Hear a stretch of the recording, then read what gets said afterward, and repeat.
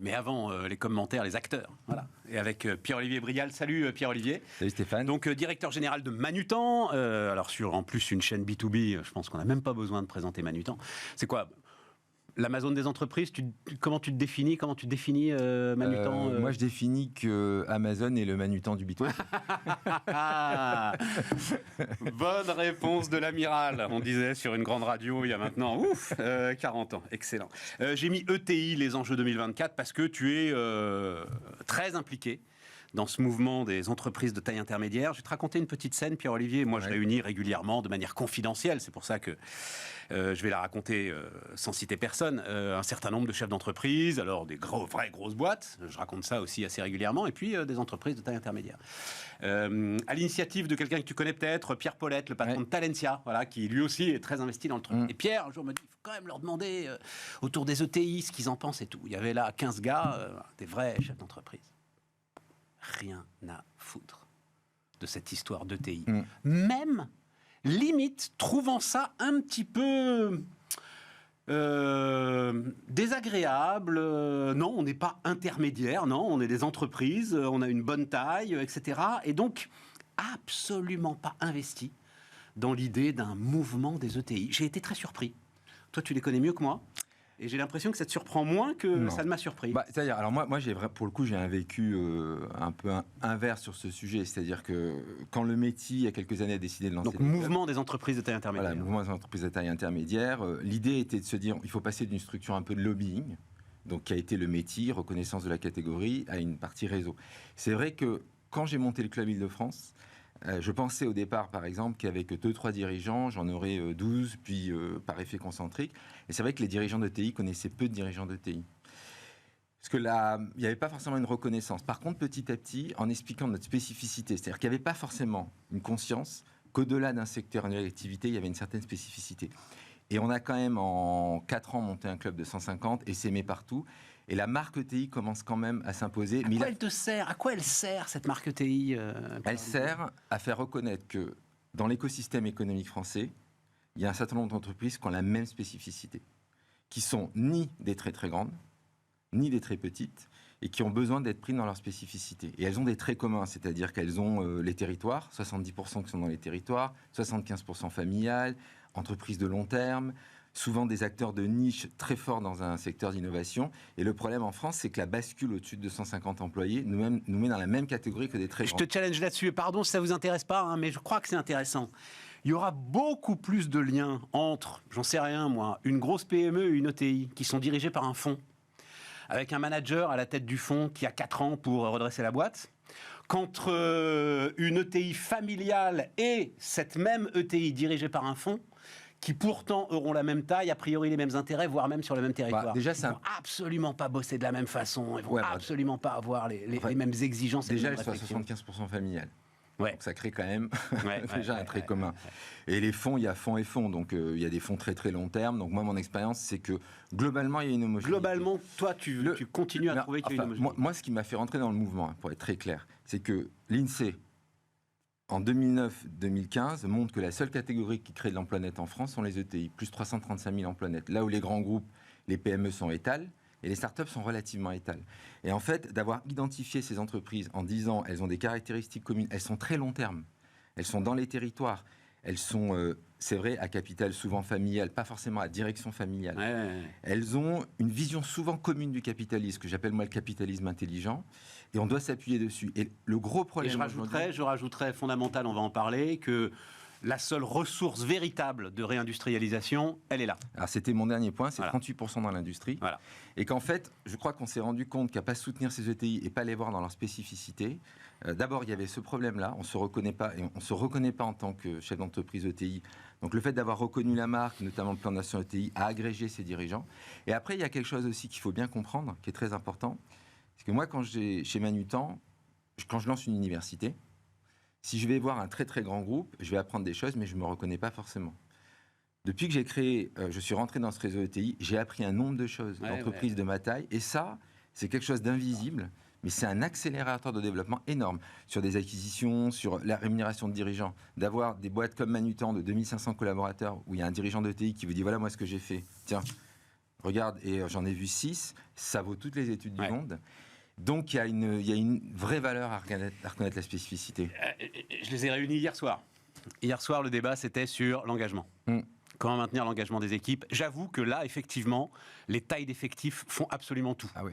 Les gars échangeaient sur des tailles d'effectifs de plusieurs centaines de personnes. Où à 10, 15, 20 personnes, le sujet de l'engagement, c'est un rapport entre le salarié et le dirigeant. Point à la ligne. Oui, puis moi, je connais quand même très peu d'autres véhicules pour rééquilibrer aujourd'hui métropole-territoire et éviter ce qui est en train de se passer dans les territoires quand même. C'est-à-dire que pourquoi notamment l'Allemagne a moins ce problème territorial, c'est qu'ils ont 12 600 ETI. Oui, voilà. Alors, Pierre, et donc, il faut reconnaître aujourd'hui, créer ce Mittelstand à la française. Pierre, oui. Ce Mittelstand, il est structurel au cœur de ce qu'est l'État allemand depuis la création de la République fédérale, comme son nom l'indique, la République fédérale d'Allemagne. Oui. Nous, on était à Marseille avec Bismarck début octobre, discussion passionnante sur les entreprises et les territoires.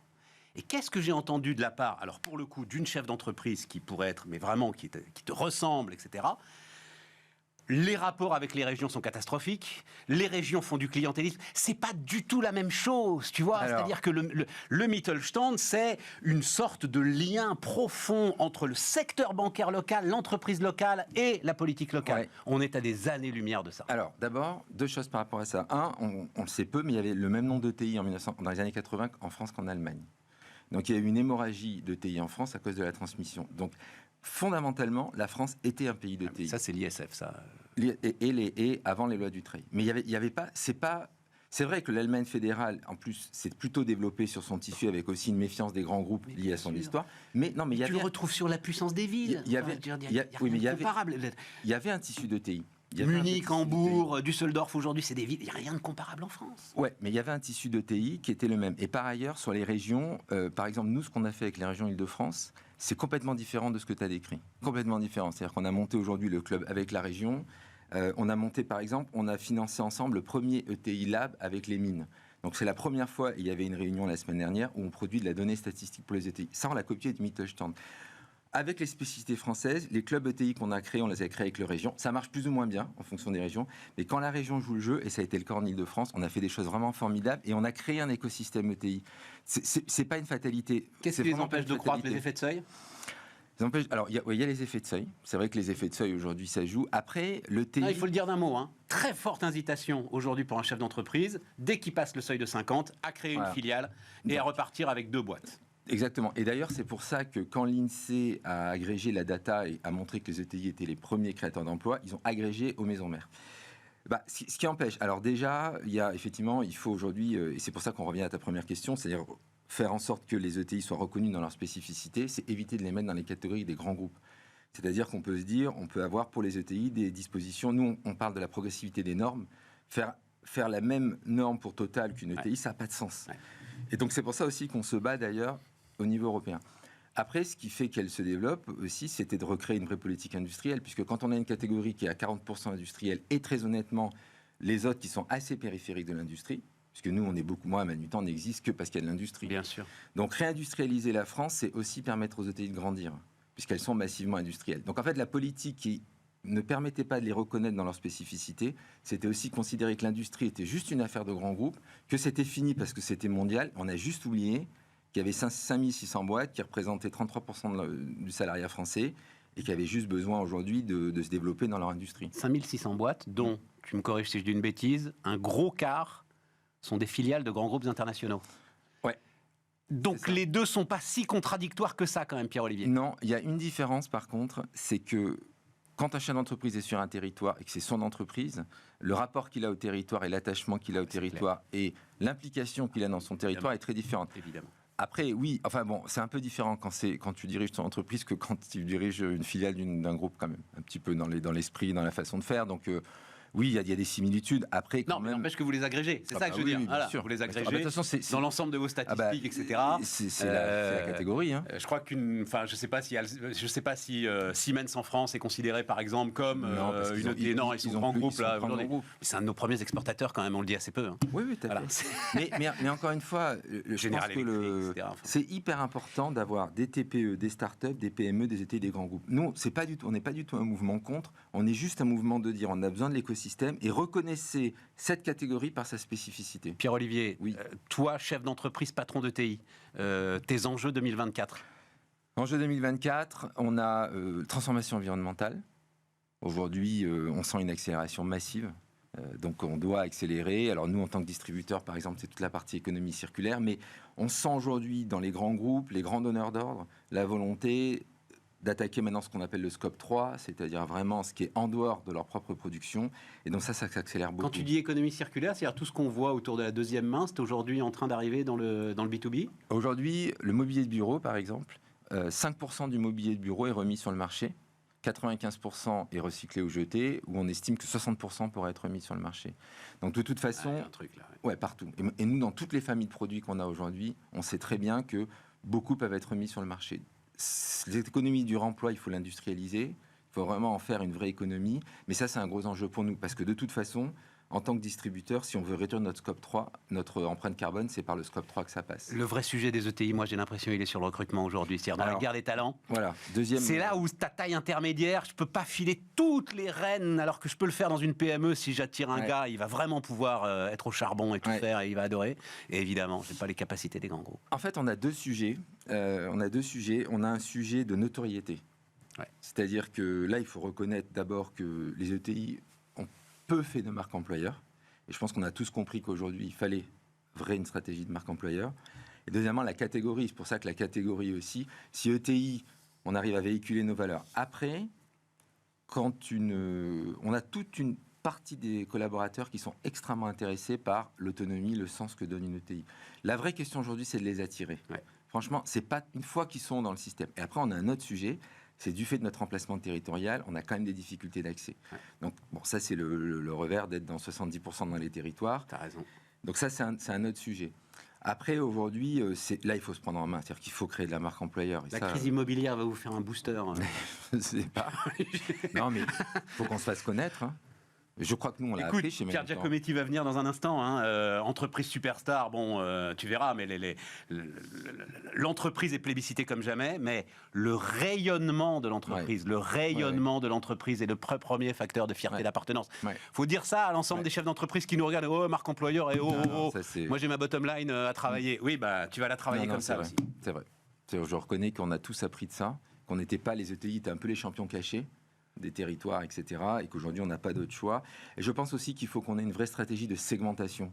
C'est-à-dire, par exemple, quand on prend des jeunes diplômés, c'est peut-être pas la peine d'aller là où tout le monde va. On peut aller aussi vers des IUFR, des endroits où il y a des très bons, qui sont moins chassés, qui ont des voitures. Donc, je crois aussi qu'il faut qu'on soit très smart dans la capacité de ciblage qu'on a des collaborateurs. On doit avoir une stratégie comme d'acquisition client. On ne peut pas juste se dire je vais dans le même combat que tout le monde, l'océan rouge où tout le monde va recruter. Donc nous, il faut qu'on soit intelligent aussi dans la façon de recruter. Dernier point, la technologie. L'accès, alors particulièrement toi sur ton activité.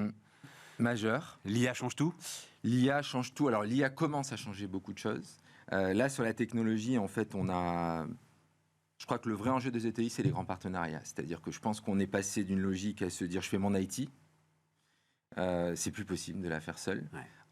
J'agrège des compétences, mais ça devient trop compliqué. Donc je crois beaucoup que nous, ETI, on doit avoir des grands partenariats avec quelques acteurs. Nous, par exemple, Manutan, aujourd'hui, on a été sélectionné par Google pour des programmes d'accélération.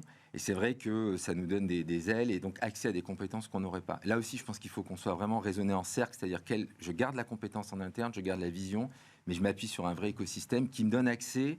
Et ça, pour le coup, c'est possible, à des ressources que les grands groupes peuvent éventuellement avoir en interne, ou des startups peuvent avoir en interne. Ça c'est vraiment possible maintenant. Et puis c'est pas mal, il y a un peu strike, là, quand tu es en partenariat avec Google, pour travailler ton attractivité, en plus, ça peut être pas mal, quoi. Exactement, oui. Les gens venaient jouer dans le plus grand des terrains de jeu du monde, parce qu'on est dessus, c'est pas mal. Ouais, et puis c'est vrai qu'il faut qu'on acquiert la compétence de l'externe, avec des partenariats. Les ETI étaient peut-être pas non plus très familières de ce genre de travail, avec plutôt une volonté de garder. Ouais. Aujourd'hui, c'est pas possible. Il faut être réaliste. Nous, Manutan, ce qu'on est en train de faire dans l'e-commerce, ce qu'on est en train de faire. Mais pour le coup, en France, que ce soit via des startups, via les grands acteurs américains ou via des grandes sociétés françaises, très franchement, il y a tout l'écosystème pour s'accélérer. Par contre, c'est une nouvelle façon. C'est une entreprise étendue. C'est des RH qui vont aussi apprendre à recruter des personnes qui sont en auto-entrepreneurs. Ça change, mais ça se fait. Merci Pierre-Olivier. Merci. Pierre-Olivier Brial, donc, qui nous accompagnait. On va voir l'entreprise Superstar avec Pierre Giacometti tout de suite.